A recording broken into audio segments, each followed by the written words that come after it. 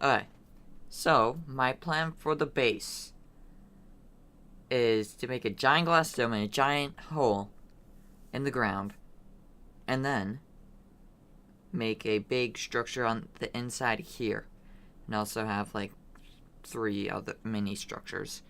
So I made a quick little generator that makes my hold on, let me just look this up real quick.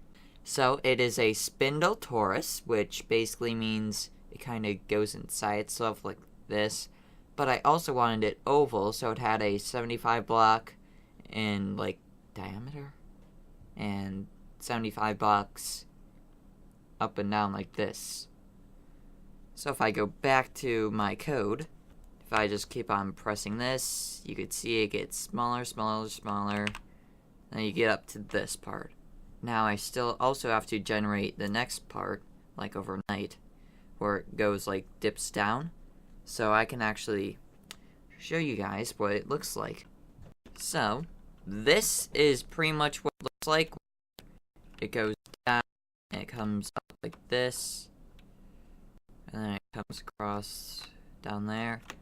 Now this right here is with the old generator that I used. And then this part up here is more kind of profound. And as you can see, I still need to generate like this inside before I can copy and paste it to all sides. So that's pretty much the base idea. And also, we can take a better look at this. It primarily uses purple, magenta, and blue. And I haven't really done anything on the inside. I do have a couple of ideas with like glass in here. But those are just ideas. I'm not sure what I would do on the inside. So that's that. And now I'm going to try to explain how my actual generator for this thing works, because I believe everybody cares about that. So I am currently in Microsoft Paint. Yes, I'm in Paint. So let's just say let's just make a line here. Okay, this is terrible already. Why did I choose it? Wait, why can't I oh wait, I need to do that. Okay, now I can undo. So if I have like my thing going like this. Okay, this is a terrible drawing, but you get the idea. This is like a shape of my actual base, but just 360ized. And that's kind of what I had to do. So I made the things here.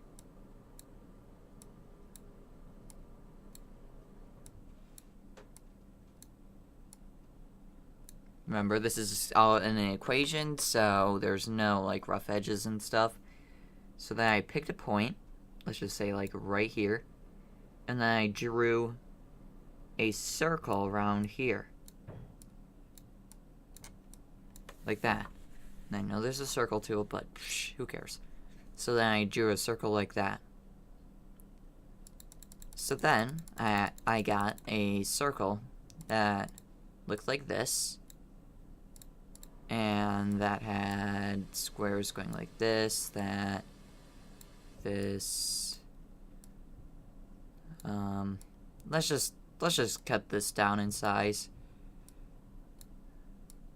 and just like bake a super small circle that probably would have came out of this system.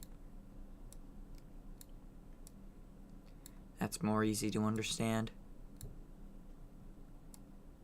So this is the crappy drawing of the circle. So now what I had to do in order to save some glass and to make it look better is to remove these things. These kind of connector pieces, because they don't need to be there. Because the outside would be just these. So now the problem with that is when you get into circles that, let me draw my little quick diagram thing. Lopty-dopty-doo. When I get to circles right here where my points are like here and here, there's a big gap in between there. So circles end up looking like this, and then this, with the squares being all disconnected like this, where there's like a gap in between here. So, I have to transfer all these onto a list where I could see the gaps, and then overnight, I then drew repeated circles to make sure that there weren't any gaps. So it's kind of just like what I'm doing right now. It's just barely making a difference, but it just gets all the circles eventually done. And I do that once on like the biggest layer, and then one smaller layer, so then it would go, and then it would meet up in the middle. So then one big one and one small one. The big ones, if it detects something in there, they'll add it to the layer above this layer. And then if it was in this layer, it would add to this layer. Hopefully that... Okay, that didn't really make any sense. Hopefully you understood that. But that's my base plans. And that's how my code worked. Hope you enjoyed. Kind of a short weekly survival update. I'll see ya